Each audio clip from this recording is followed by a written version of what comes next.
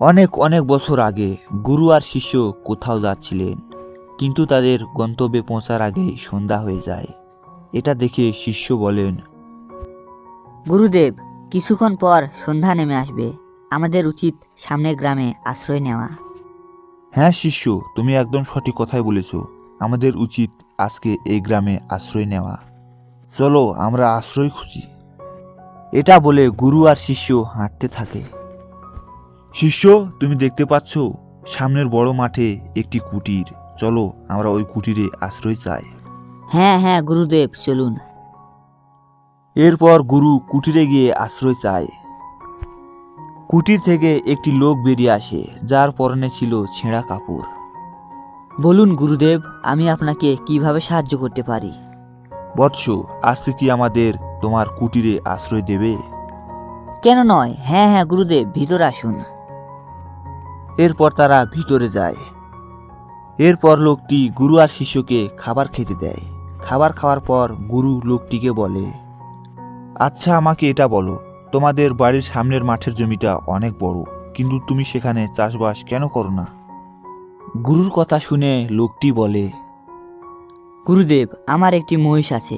সে মহিষের দুধ আমি গ্রামে বিক্রি করি, আর দুধ বিক্রি করে যে টাকা পাই সে টাকা দিয়ে আমার পরিবার খুব ভালোভাবে চলে যায়। আর তাই নতুন করে মাঠে চাষবাস করার প্রয়োজন হয় না। এর কিছুক্ষণ পর সবাই ঘুমিয়ে পড়ে। আর যখন ভোর হয় তখন গুরু শিষ্যকে ডাকে, শিষ্য ওঠো ওঠো, আমাদের মহিষটিকে নিয়ে যেতে হবে, ওঠো শিষ্য ওঠো। গুরুর কথা শুনে শিষ্য তো অবাক, কিন্তু গুরুর আদেশ। এরপর গুরু আর শিষ্য সেই মহিষটিকে নিয়ে চলে যায়। শিষ্য কিছুতেই মেনে নিতে পারছিল না যে তার গুরু এই কাজটি করছে আর তাকেও এই কাজ করাচ্ছে। এই ঘটনার অনেক বছর পর শিষ্য একজন জ্ঞানী আর বুদ্ধিমান মানুষে পরিণত হয়। শিষ্যর মনে পড়ে সেই ঘটনার কথা। যে গুরু তাকে এত জ্ঞানী আর বুদ্ধিমান লোক বানিয়েছে, সেই গুরু একদিন তাকে অন্যায় কাজ করতে বলেছিল। শিষ্য ভাবে সেই লোকটিকে সে সাহায্য করবে, তাই সে সেই লোকটির কুটিরে যায়।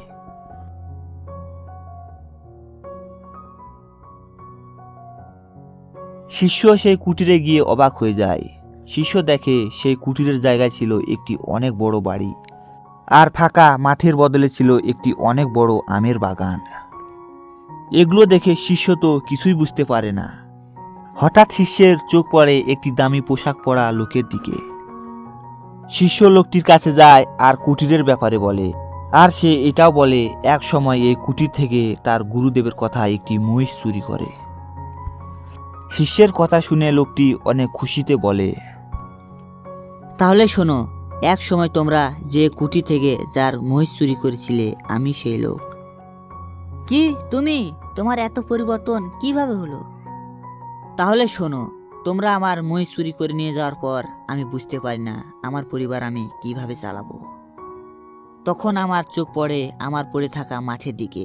আমি ভাবি এই মাঠে আমাকে কিছু করতে হবে, আর কঠোর পরিশ্রম করে এই মাঠে আমি একটি আমের বাগান তৈরি করি।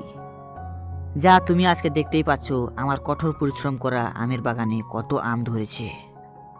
তোমার গুরু আর তুমি যদি আমার মহিষটি চুরি না করতে, তাহলে হয়তো আমি এই অবস্থায় আসতে পারতাম না। লোকটির কথা শুনে শিষ্য অনেক খুশি হয়।